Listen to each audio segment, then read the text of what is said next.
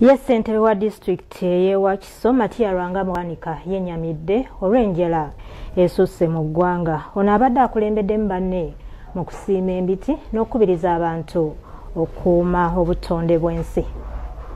Oluvannyuma lw'enjala okubalukawo mu bitundu by'eggwanga eby'enjawulo gye buvuddeko omuli Kalamojja n'ewalala, kino kyaviirako abantu abamu okufiirwa obulamu bwabwe. Okusinziira ku bannassaayansi bagamba nti enjala okugwa kiva ku bantu okusaanyawo obutonde bw'ensi omuli okutema emiti, okwokya ettaka n'ebirala.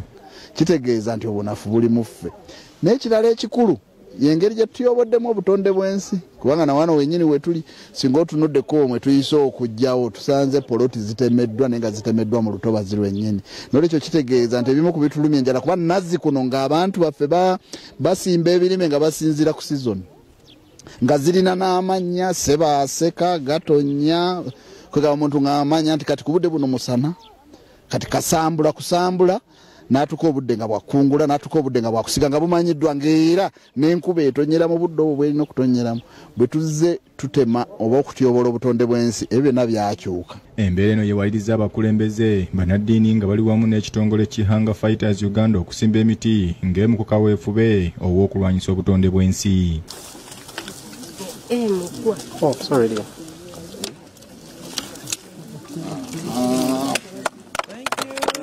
Okuraba nti tufuna abastaafu baffe bakolera ate tusobola okufuna abantu okujja ne bayiga nga resource center ate n'okulaba nti esente zivaawo mu project eno zisobola okuyamba ate okulwanyisa enjala mu bitundu ebirala. Everyone knows that a family without a home is not a family. So we need to make sure that we as Hunger Fighters Uganda, in order to sustain our programs, our activities, our efforts, we need to have a home. Jovan Kibirige yakusakidde eggulu erino ku lwa Bukedde TV.